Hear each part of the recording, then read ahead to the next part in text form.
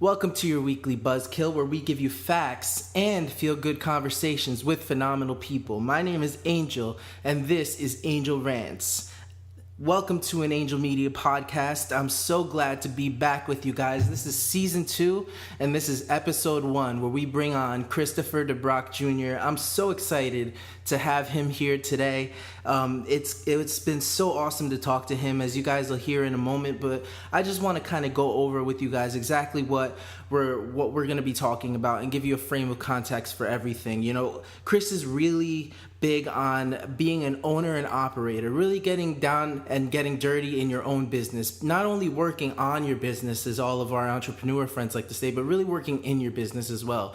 Doing the minor things, getting in there with your clients and being able to talk to them, knowing the people that you're working with, knowing the people that you're working for, and really putting in the work towards everything. So we talked a lot about all of the different entrepreneur trends, you know, people posting on Facebook and doing all this quote stuff that has become pretty much white noise specifically in the social media sphere.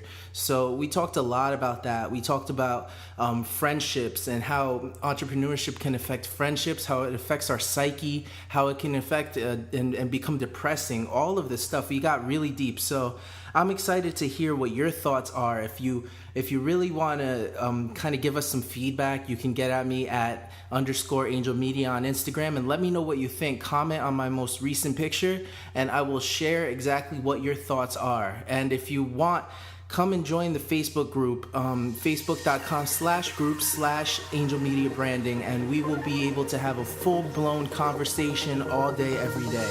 So just to let you guys know, this will be on every single week, and I'm so excited to be talking with you guys. Without further ado, Christopher DeBrock Jr., let's get started.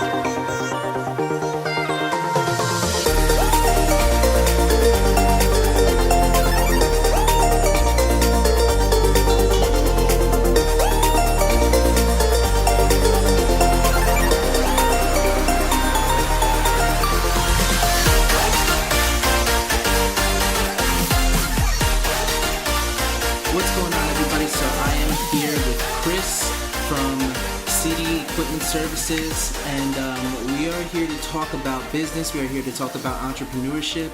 I asked him to come in specifically because he is young, he is a person of hustle, and he is somebody who is adamant about changing his life and becoming somebody of a special caliber in business. So Chris, thank you for being here with us, man. Thank you for having me. So why don't we just start with you kind of telling everybody how we met, a little bit about your story, what brought you to, I guess, the spot in your life where you now have a business, maybe a little bit about your accomplishments. So I met you, Angel, at a networking event at Morale Barber House. Right. Shout out to Manny. Yeah. I've been going to him for like 8 years, so... Yeah, you know. So for context, Morale Barber House is in Midland Park, New Jersey. They're like a upscale, I guess you'd call it, boutique barbershop. Yeah, you can say that, but definitely like a your neighborhood barbershop, if you would, that kind of feel. Yeah. Met you guys there. You know, we mingled, and I remember first thing I told you was I fix commercial laundry equipment, and your face lit up like a Christmas tree because I said I'm that laundry guy, and ever since then we coined it, and you know it's been taken off, and I can attest to a lot of extra business taken on to just that little coin name on Instagram. And I'm gonna write that down because I want to talk about that. Your actual Instagram name is That Laundry Guy, which is one of the reasons I think we started working together, because I love to work with people that kind of have an awareness of how the market's going to respond to them and how everybody's going to be involved with how they're perceived. Put it that way. Yep. So it's THATLAUNDRYGUY. Guy. Yeah, I remember saying like you're like the Mike Rowe of this essentially, generation. Yes. Like blue collar living. I would not mind becoming the Mike Rowe of this generation. Which he's a great man, Mike Rowe, and a true American. Yep. So, met you there. You know, we've been busting our butts since. July 31st marks 1 year anniversary in business. You know, we have our whole remarket strategy that we're working on now, so yeah, should be something that Yeah, full disclosure, we are in business together right now. Yes. So you're kind of biased towards this podcast a little bit. Yep. And backstory was, got out of high school, tried college for a semester, sucked at it, hated it. Went to school for business, and I left because I went to CCM, and the guy that was teaching entrepreneur class showed up late every day with... It's the cliche story. Shitty shoes, unpressed pants, late every day, and this guy was going to teach me how to, quote-unquote, become a millionaire and start my own business. And I said to myself... You went to CCM, which is funny because I went there too. And I said to myself, this is a waste of money and my time. In the interim of that, I tried a bunch of stuff. I tried landscape design, wasn't my fit. Exercise science wasn't my fit. And then I tried business, enjoyed the business, but hated the fact that I had to pay to just go out and do what you normally do. Right. You get what I'm saying? Like, I don't know how to describe it, but left there, started turning wrenches at a shop, doing automotive stuff. Did that for about almost 2 years. And in the grand scheme of things, I always knew I wanted to do something for myself, so I kind of set like a precedent where I was going to work for a small-scale company, learn the ins and outs and the do's and don'ts, work for a mid-scale corporation, learn the do's and don'ts, work for a national corporation, learn the do's and don'ts, and learn all the pitfalls and all the pros and cons and integrate it into my own business plan. And from that small business... Where did that come from, though? The ability to say, okay, this is my plan. I'm going to kind of...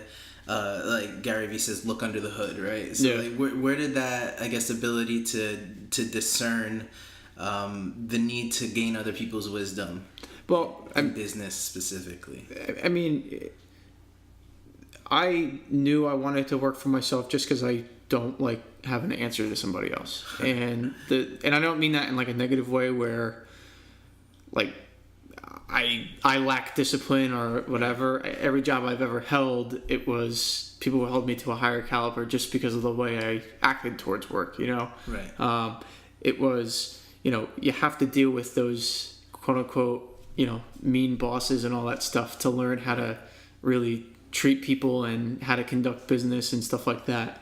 And the beauty was, working for like a small shop like that, you learned how to build PR with customers that knew your face, and they would specifically come back just for you, even though the guy that owned the place was somebody they didn't want to deal with. They just were coming back because they wanted to see you, and they knew they were getting their vehicle worked on properly. I left there because at that time, and my girlfriend can attest to it, I was clearing $316 a week as my paycheck, and I was working about 50 hours a week. Wow. So for 2 years, I basically worked for free, essentially. Wow. And besides going out on my own, that was probably one of the most humbling experiences in my life. Yeah, I bet.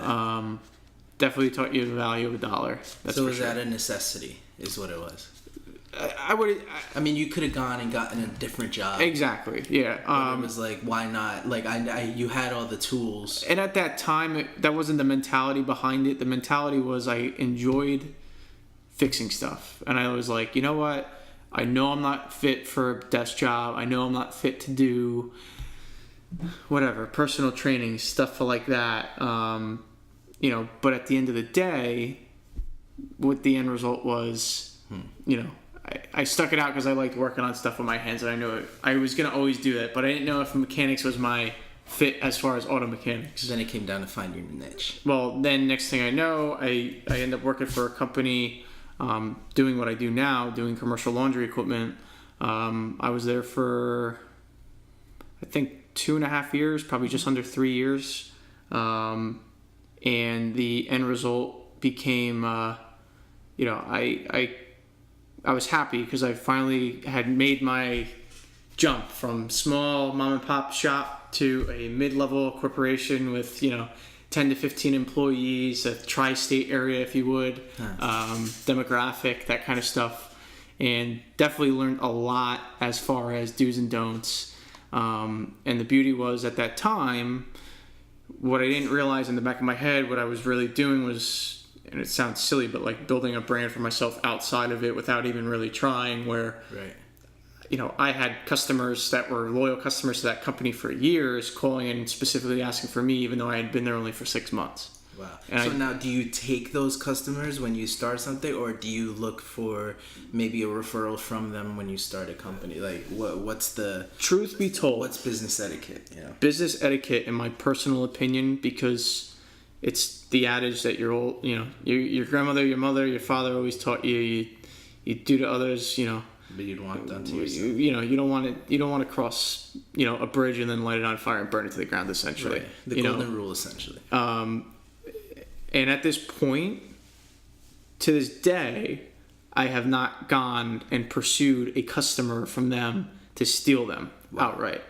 I have only gotten customers that were their customers through referrals or them hearing through the grapevine that I'm on my own. Wow. And they've jumped ship after being loyal customers for 10, 5, 15, doesn't matter how many years. Wow. And that mid-scale stuff was really good because it taught me, what I probably would be for the next 10 years if I went out on my own. You know what I'm saying? Right. And I learned a lot of stuff. I learned the industry and kind of learned that I liked that industry. And then, but the problem was I couldn't break $15 an hour at that job. So it was kind of like, all right, it got to a point I was putting my ass out in the line so much you were capped off. Yeah, that I was kind of like, I can't hack doing this anymore. Right. So I wanna talk to you more about like, I guess your business model, your business structure, what it looks like now that you're on your own. Yeah. And how people can apply that to their own businesses. Maybe like how you structured it in the first place. How you're expanding, how you're planning on growing. Yeah. What does that look like? To start. Yeah. Truthfully, I just went out and fucking did it. And I don't. Am I allowed to curse? Is it okay if I curse on this? That's you, bro. Okay. Yeah. I just went out and fucking did it. My tail end to that whole story of working for 3 separate companies and working through. Last job I had was for a big national corporation where you were essentially just a number. I was 115. I was technician 115. Okay. Covering 4 states by myself, spread super thin, and going to school full time at night and putting in about 80 hours with that job. Damn. I'd have days I'd drive from my house in Towacco to Cape May, to Stamford, Connecticut, to Nutley for school, go to sit in school for 5 hours, get home at 11 o'clock. You made the time, is what you're saying. And, all throughout that time, I loved it because the money was good, because I was like, shit, I'm, 22 years old, making $21.50 an hour, and major overtime and blah, blah, blah. But then life catches up to you, and your health catches up to you, and it wasn't worth it. And, eventually too, the problem I ran into was with any national corporation like that. It's all legalities. It's all BS. They red tape and all that stuff. It's all red tape. And the problem was, I caught myself lying on time cards where I was shorting myself hours so that I didn't have to get yelled at by HR the following week as to why my hours reflected 80 hours. So you were kind of forced into lying if you were putting down your real hours, stuff like that. Wow.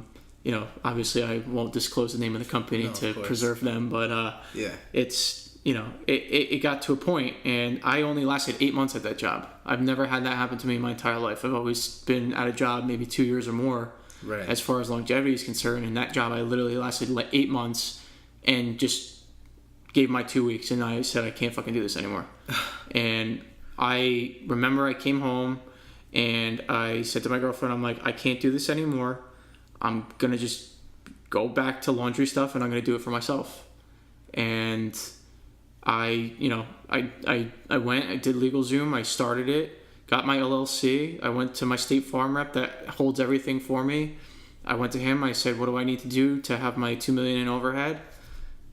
Got everything I needed legitimately, did everything, and just fucking went for it, like full head of steam.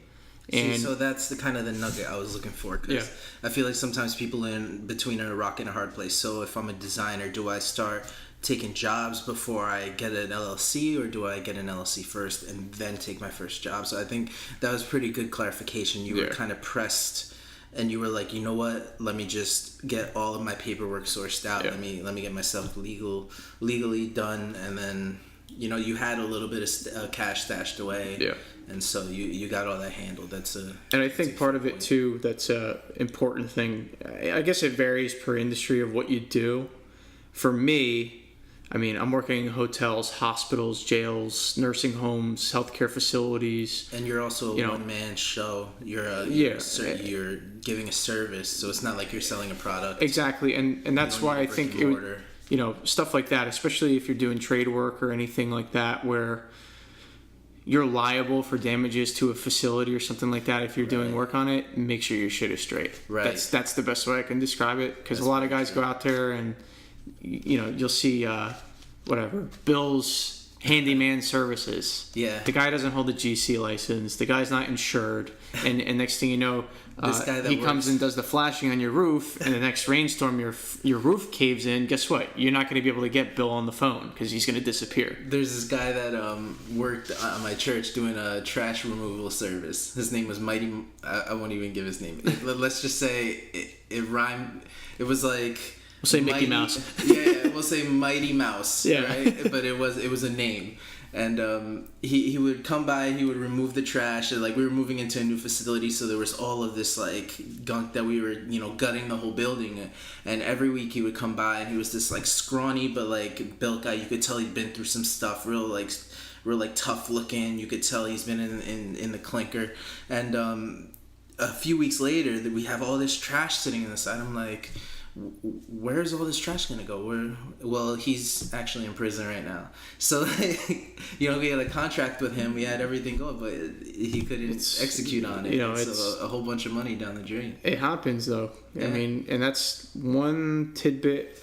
If I could suggest anything that anyone could take home is just make sure you're legal and everything is legit. Yeah. Because you might think you get away with it, but eventually it will come back to bite you in the butt somehow, somewhere. Yeah. I've learned that the hard way. I mean, I've been doing freelance since I was like 18, 19 years old, and I haven't really opened up an LLC, been structured, and done things the right way until like 2 years ago. So it's been a learning process to me, because as an artist, you want to be like this real recluse and like be really like artsy fartsy about everything, and you're like, I don't want to deal with paperwork, I don't want to deal with all that stuff. But you learn that design is just as much of a business as it is anything else. Yep. So and and that was the main basic structure. Was I just kind of got fed up with everything and went out on my own and just went for it. And I'm not going to sit here and sugarcoat it. It as much as it's a great thing and it's like this coin thing that being your own boss is like this cool, crazy lifestyle and yada blah blah blah. It's hard as fuck. It sucks. It's a dark thing to be your own boss. It's a dark lifestyle. That's where. Let's talk about that. And let's take a quick break before we As you guys know, you guys are listening to Angel Rants, an Angel Media podcast. But I want to take some time to let you guys in on what exactly it is that we do at Angel Media. If you guys need anything from web design, graphic design, social media management, or anything that has to do with making your business look pretty and more efficient for this digital world, come to angelmediabranding.com or come to our Instagram @_angelmedia, and we will be able to help you out. If you have a business that is functioning and you just need to up your Instagram game, if you need to up your digital game in any way, Angel Media will be able to help you. So make sure you check us out and make sure that you let us know what you really need help in, and we will be able to bring up the heat. Now more with Chris DeBrock. So we're back with Chris DeBrock from CD Equipment Services, and we are talking about entrepreneurship and the life that people don't see.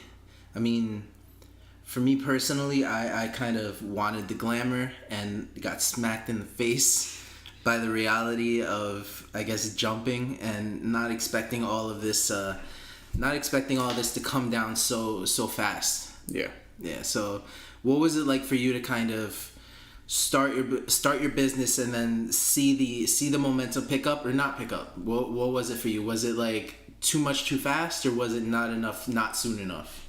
I mean, in the beginning, since I was new to like all of, like you said, like the accounting and writing invoices and collecting past due invoices and keeping track on AP and The stuff that people don't think about when they're thinking about starting a business. The going to the bank and asking for a fucking credit card when you literally just started an LLC last week and the bank laughs at you, and like that kind of stuff. But then to think again, July 31st is a 1-year anniversary for my company. To think 10 months ago, I couldn't get a credit card. And fast forward to last week where I literally had to go to Chase for the 4th time this year to ask them to bump up my credit line on my second business credit card to accommodate the amount of parts I'm buying on a monthly basis now, where I'm maxing out credit cards with $15,000, $16,000 credit lines on a monthly basis times 2 just to try to cover parts for the month. That's the kind of work I'm doing. And I love that aspect of it. I love the getting up, going to work, doing my thing.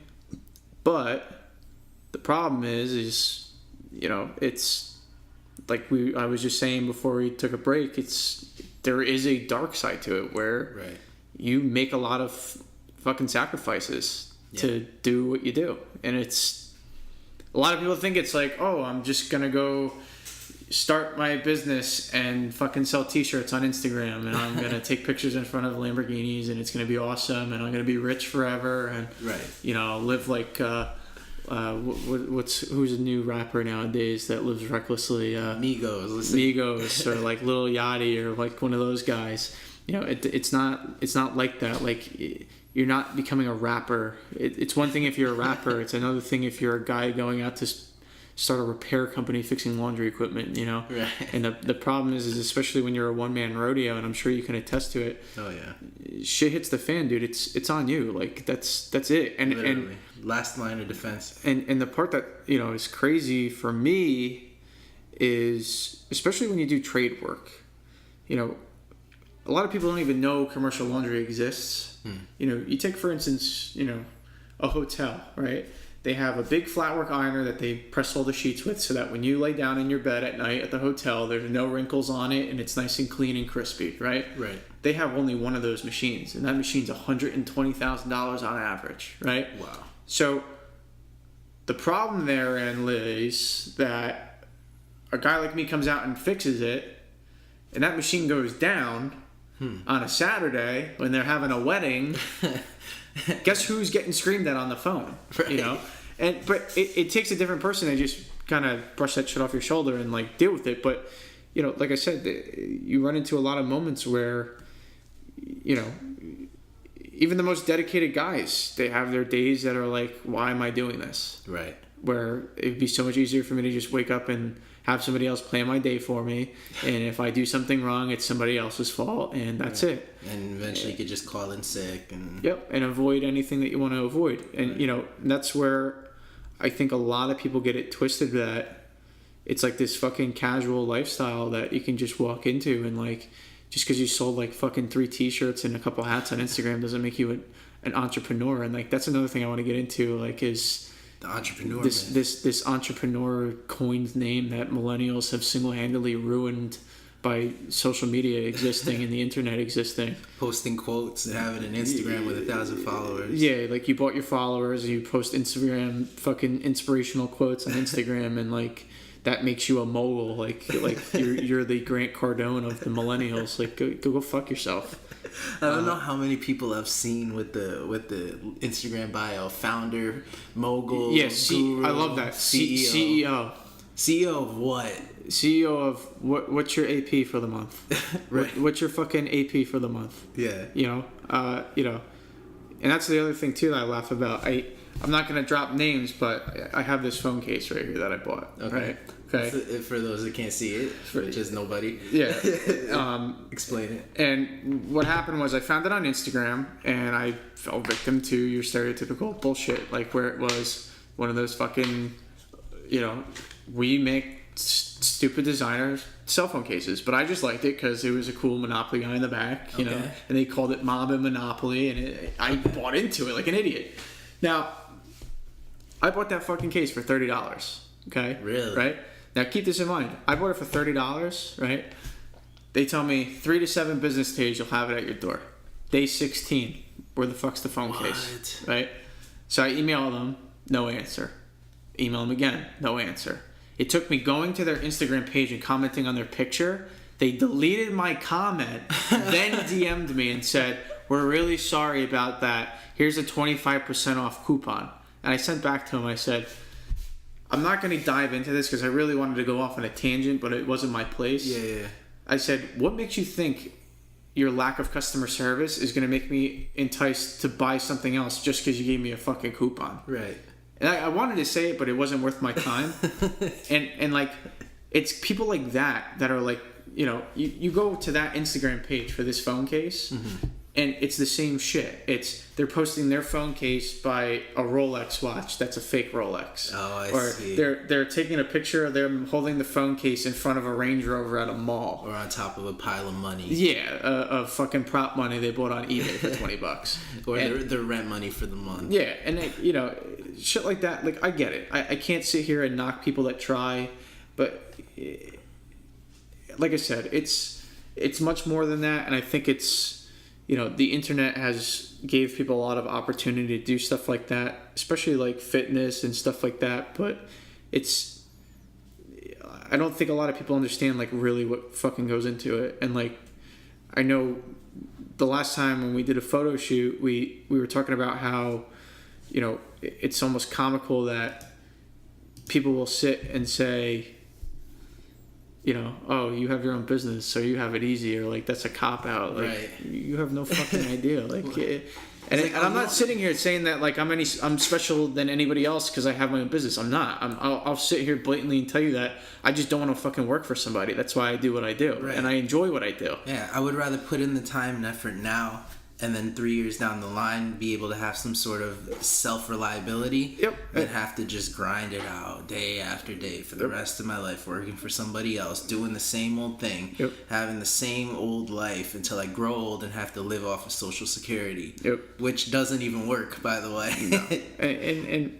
and that's the thing too, that, you know, and like I said, I'll say it again. I'm not saying anyone that has a business is any more special than someone that goes and works a regular 9 to 5. Right. It's the fact that people have the fucking audacity to sit there and say, "Oh, you have it easy because you have it." Like, You don't dude, you have have a real no fucking clue. Like, yeah, That's I my might start favorite. my day at 10 a.m. when you're already at work for an hour, but I took that risk. I'm working 10 till 10 o'clock at night, coming home and doing 6 hours of fucking paperwork, and I'm working more hours than on a week. Right. And I'm making sacrifices where I'm burning my Saturday working, Right. you know, and taking away from personal time that I could be spending with my girlfriend, my family, doing whatever, so that I can make those contacts to build my business. I can scale the way I want to scale, stuff like that. And Right. like I said, it's We a don't- very dark place if you think about it. It's, yeah, the upfront aspects of it are great. You get to be your own boss and make your own hours and blah, blah, blah, blah, blah. But if you actually build a business to be a successful business, it is nothing like that. Yeah. It is. No, I mean, the psychological tolls that I can take on somebody are really like they're really bad. Just as great as it can be it can be the inverse as well. Absolutely. It can be just as bad for somebody. It can really be damaging. It can bring you into depression. It can bring you into psychological damage with how dark of a place you can go if you don't succeed. Yep. You can start to look at yourself as a failure, not worthy enough. Yep. The rejection that comes with it. Day in and day out, you're hustling over something that you're super passionate about. Yep. Over something that you see really worthy, but nobody else sees it. Nobody else sees it as concrete. And then that fails, it's almost like your self-worth is gone. Yep. And so people don't see that, and when they don't see that and criticize it, then you start to look at yourself as lesser than, and you start to look at those people like they're not truly on your side. Yep. And so that can devalue and that could cause schisms and even your relationship with them. Yep. And I don't think people see it as that. They just see it as like, oh, I have to tell him not to do that before he hurts himself. Yep. But you're not causing anything but strife there. Yep. And that, that's another thing too, like a lot of people don't realize is with going and doing your own thing and stuff like that, you start to notice, you stray away from a lot of people that you previously were connected with in certain ways as far as friendships are concerned, family, stuff like that. Right. And again, that's another thing that adds to, the side of it that a lot of people don't realize happens is Big time. what it takes to. I had it happen to me today. I stopped by a shop that I used to work at, and there's a person I know that works at that shop now, and they said to me, "Dude, I haven't seen you in forever." And like, that's somebody that I used to go to the bar with on a regular basis. Right. And I'm like, go to the bar and it's only been a year. And like shit like that, it always, even though it doesn't really faze me, it's stuff that lingers in the back of my head where it's kind of like, you do make a lot of sacrifices and you do push a lot of people away in order to do what you really want to do.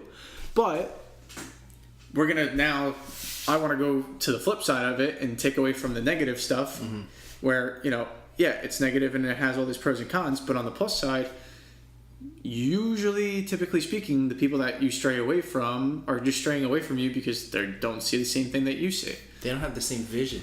Well, it's not even vision. It's I don't even know.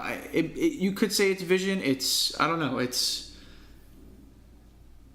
I say it's more. The only reason I say vision is because there's something that you're aligned to, and I don't mean vision in the specific way of your business plan. Yeah. But I say vision as far as life goals, maybe, or vision as far as like what you want out of your future, or purely just your happiness, your day-to-day happiness. Yeah. There's a lot of fucking miserable people out there. Yeah. Because they're miserable because they feel that you have to work because it's socially acceptable to hold a job and get your 401k and make your money and save it and all that crap. And you know what?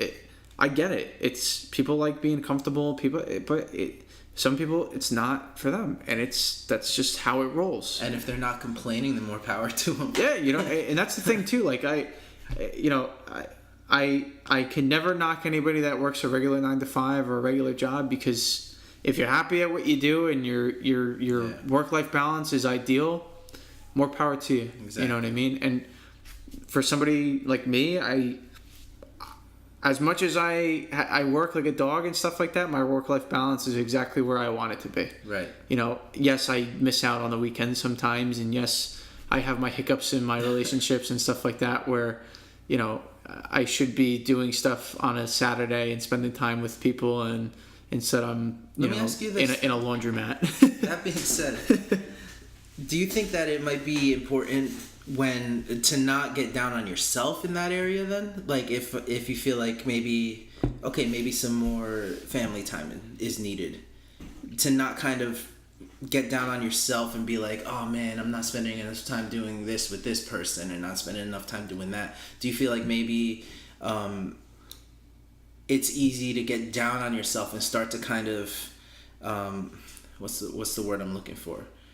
To hurt yourself about it, to overthink it, and to kind of... It happens. Yeah. I agree with you 100%. It happens. Do you dwell on it? I wouldn't dwell on it, because this is the truth right here is... If someone is meant to be in your life or cares about being in your life, they deal with shit like that. Okay. That's just it in plain English. If someone's going to not hang out with you or bother with you because you don't go out to the bar on a Saturday night because you worked, right? Then they're probably not worth your time.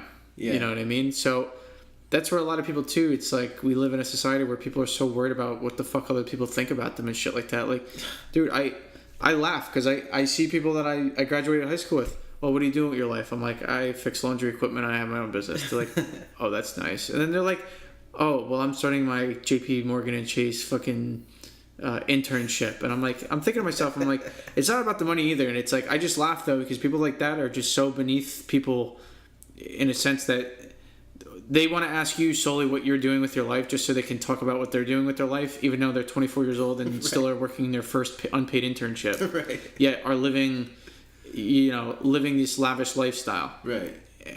And I don't know how it's funded, but I'm not going to make any accusations, but it's whatever. And it's comical in that sense, where I think a lot of people get it twisted that like going out on your own and all this stuff is, you're going to lose friends, or like people are like, oh, you're pushing yourself away from everybody and stuff like that. like I said, and I will say it again, if someone is meant to be there and they truly look past that, then they're worth your time. Yeah. And they're, that one moment you do have time, they're going to be down to do whatever. You know what I mean? And that's the way I look at it. You know, that's why I laugh, because I truthfully can sit here and say I probably, at this point in my life, I'd say I have like 3 friends. Yeah.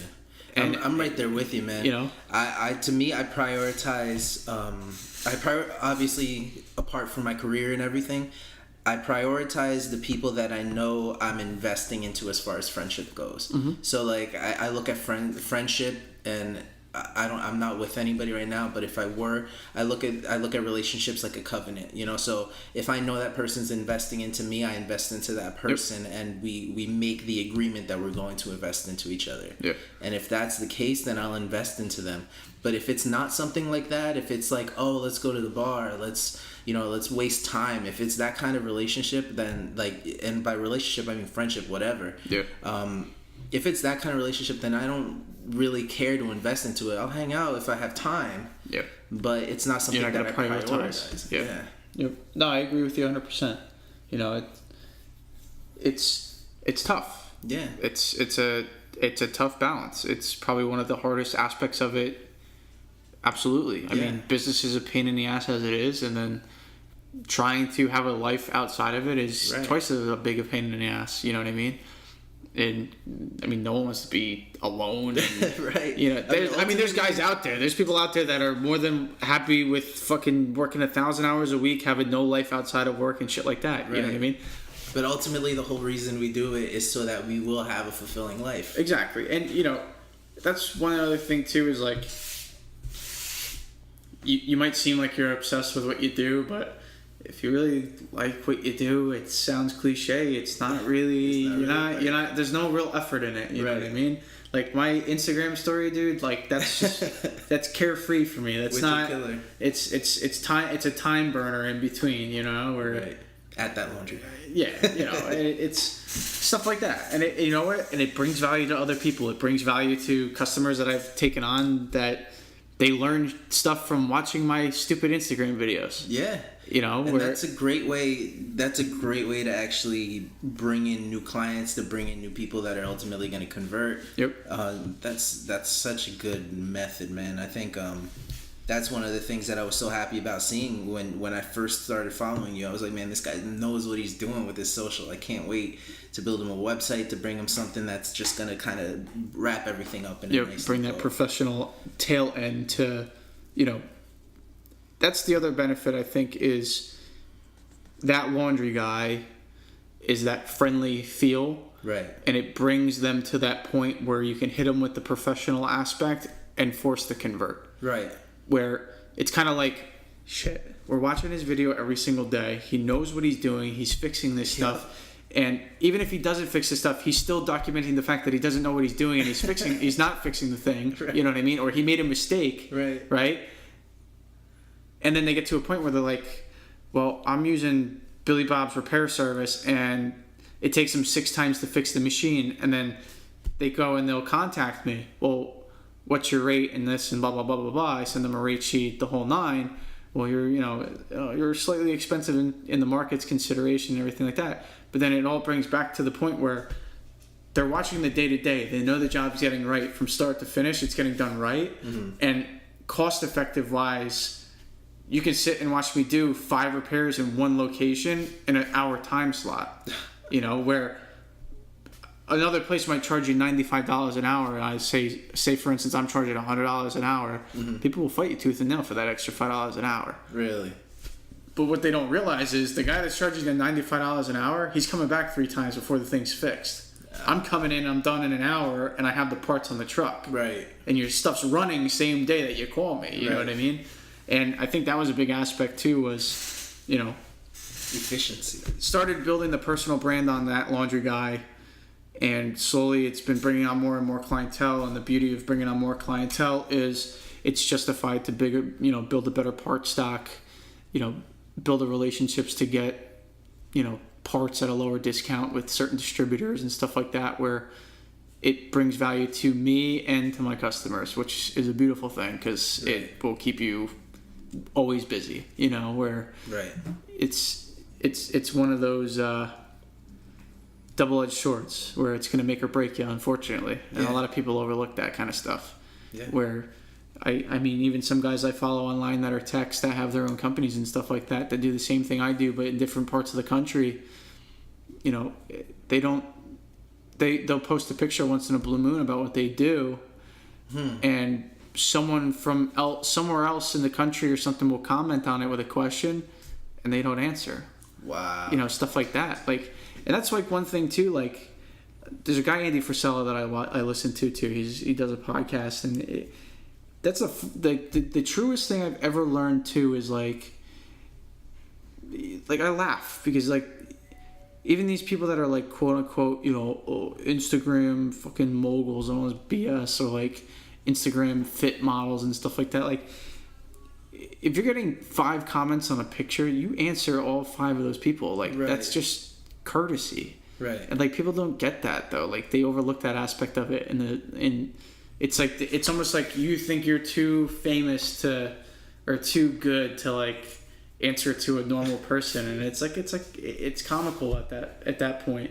But I'm sidetracking.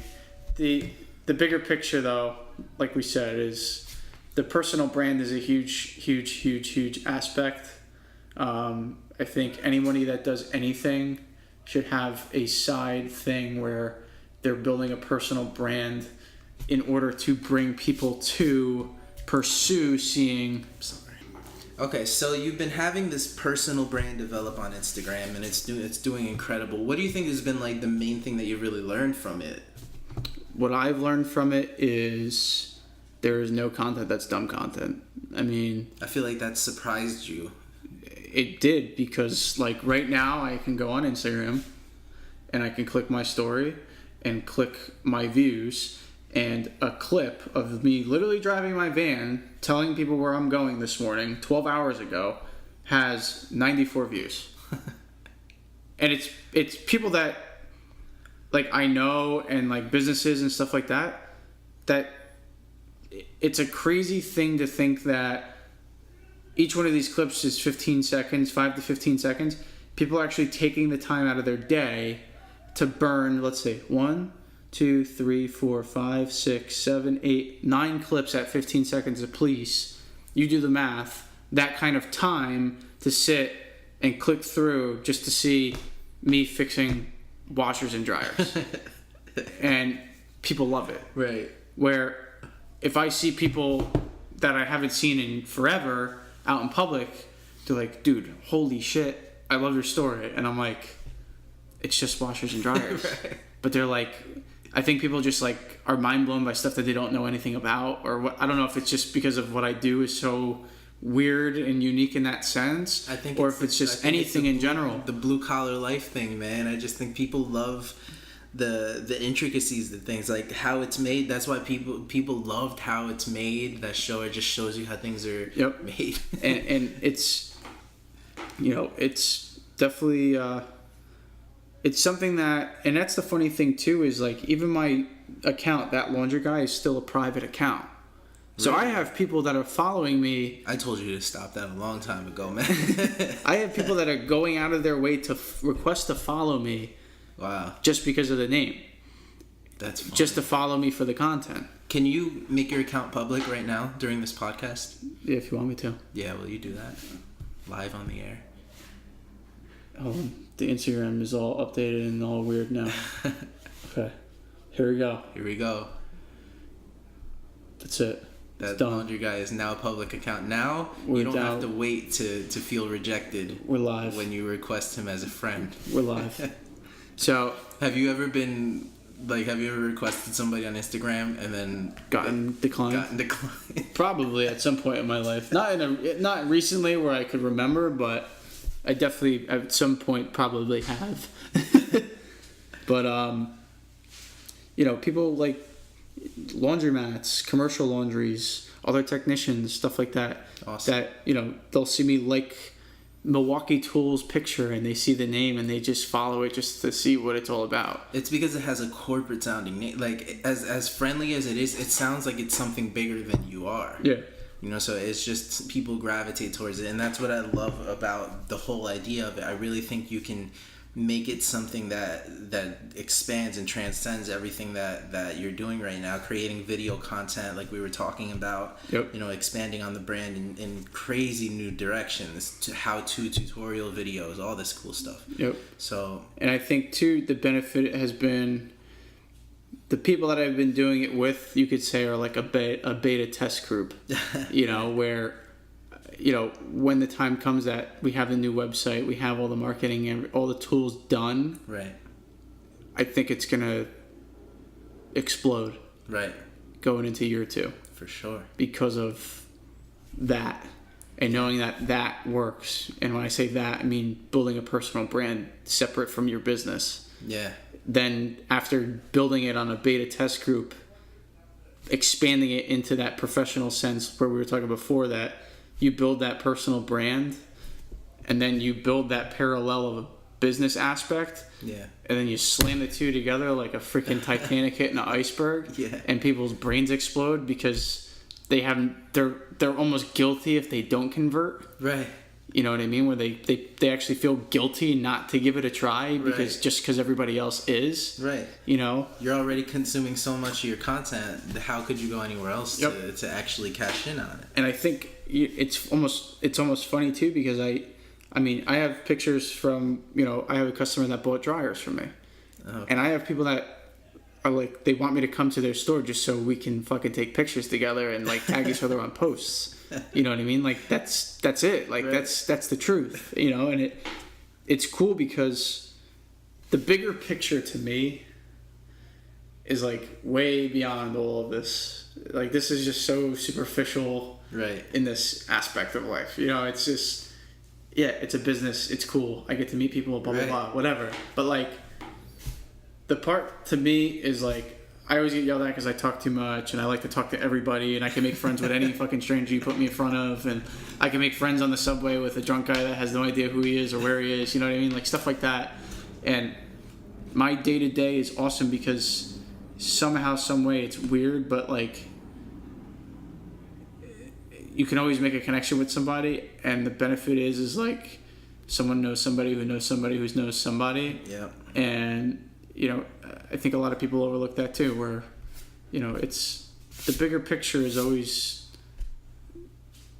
to bring people value, and it's not necessarily what you do. You know what I mean? You don't need to bring people value just by fixing laundry equipment. I could bring someone value just by being a decent human being and having a nice conversation with them. But that comes with also a different kind of person. Like I said, there's a lot of miserable people out there that can't hold a conversation for more than 30 seconds. It's very true, man. You know what I mean? That's very true. And you need normal people. I love it. You know? So I want to wrap this up. I usually do these quick fire questions at the end. Yeah. And they're either or questions. You can elaborate. Okay.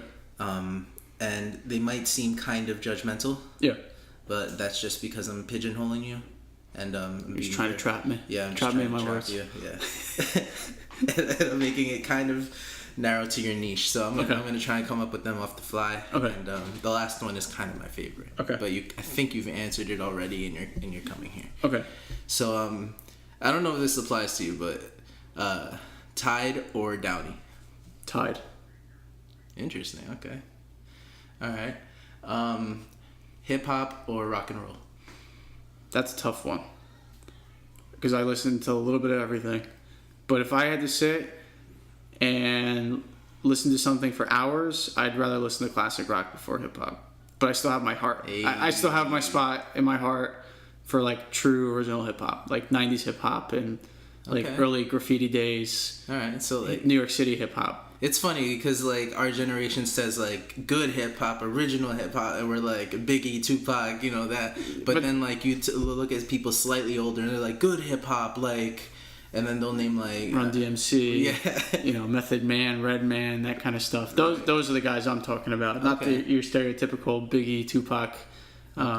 Before the guns. Before the guns, yeah, and before, yeah, I can't listen to like I mean, I'll be the first one to admit I listen to like fucking Waka and shit like that sometimes, but like I can't sit and like listen to like Migos and Lil Yachty and you know, some of these guys that like they dress like they look like Raggedy Ann dolls now, Right. and like those are like modern day hip hop stars. We're just old enough to be like these kids and their music. Yeah. Like you're just old enough. Okay, and my last one's my favorite. Drake or Shakespeare? I'm not too affluent on Shakespeare. Oh, And I'm not, and the sad part is like, I remember like in high school, like we had so much stuff on Shakespeare, but I was just like your stereotypical like Cliff Note kid. Because like I hated school. SparkNotes.com. Like I hated it, so I was like a Cliff Note, Spark Note kid. Like I just knew just enough to answer the questions to get like that 70. So, but I also think Drake is a huge bitch. Thank God. Yeah. So- mean, the memes aren't wrong. Yeah, you know, like Drake's had his moments. Like if you're feeling like a soft ass, yeah, Drake is great. Right. If you're trying to feel like a hard ass, Drake's the last guy you go for. You know what I mean? You're crying, walking in the rain, But listening that's a to tough Drake. one. I mean, Drake or Shakespeare. I mean, that's like a big. It's not tough, man. It's not tough. Obviously, if we're talking in the grand scheme of things, yeah, Shakespeare is a legend compared to Drake. But unfortunately, you ask modern kids, they'd probably be like, "Oh yeah, Drake's the fucking man. Who's Shakespeare? Shake who? Yeah, who's Shakespeare?" But that's just the way the world is, man. So what's your answer? Undecided. Undecided until next time. I'm gonna have to do some homework, and I'll come up with a better answer for next time. And where do we find you? All right, so best spot to find me, obviously, like we've beaten like a dead horse. That Laundry Guy on Instagram, ThatLaundryGuy, just like it sounds, just like it's spelled. Obviously, we are having our website in the process right now. But it is active. Active, yes. You can get it at www.cd, like cat dog, equipment services, all spelt out, .com. You know, it's your stereotypical startup Wix website, like Microsoft. It was like my Microsoft Word logo before I invested some real money into getting a real logo. Not for long. Not for long. We got Angel Media on it. There's right. the plug right there, at Angel Media. That's right. And can I give a couple shout outs? Yeah, of course. All right, cool. Shout out to my girlfriend for keeping it real, holding it down. Shout out to my boy Vito. Vito. Hey, Vito. Shout out to my boy J-Rod. Shout out to Matty Fink, another kid out there going and hustling. He's going to go out. He started his own landscaping business. Awesome. And then shout out to my boy Jet, union electrician. New Amazon Prime building for all the people that love Amazon Prime. Okay. The reason why your costs are so low is because that man right there is wiring up the solar panels that are going to make that facility 100% off the grid. Really? Really. Wow. But love to get another in guy there. that later on down the road should be he'd be a fool if he didn't go out on his own and become a electrician for himself, because I Yeah. think he could definitely do something big with it. Wow. So That's interesting. that's my little rant. Awesome. And I'll give a last shout out too, but I got to look up the name just cause. Kristen, shoutouts. That's it, man. All right. So, last shout out. Another young guy out there getting ready to start it, getting ready to do it big, okay? Okay. It's at RONALD. RONALD. This is the mouthful. SCO SCO. PP PP. ETT UOLO _ realtor RELTOR. Okay. Kids out there, young guy, hustling his ass off. He's working for White Curve Summit, making a market, diving into a huge market as a huge undertaking. That's his personal account for his real estate stuff. Okay. New blood in the game, starting his thing out. But Awesome. I see big things coming for him as far as the real estate game is concerned. Once he gets some stuff out there, we'll have him come in. Absolutely. Chatting, man. There's a lot of, as much as everyone knocks, there's a lot of, as much as there's a lot of bullshit out there of people that are quote unquote entrepreneurs, which I hate that word. Yeah. Hate it with a passion. Yeah. sorry for everybody out there that listens that calls himself an entrepreneur. You're not an entrepreneur. You're a small business owner. You're not a CEO because you literally are a single person. But I'm sorry I have to speak the truth and hurt a lot of people's fucking feelings. But, there's your reality check for the year so that you can put your nose down and actually put in some work this year. Yes, I am a small business owner. I am an owner and an operator, not a fucking CEO. So, sorry for the cursing, and You are forgiven. thank everybody for listening. Yes, I'd like to shout out at Champagne Poppy, and thank you guys so much for listening. We'll be back next week with more, and thank you guys for tuning in for season 2 of Angel Rants from Angel Media Brand. You guys are amazing.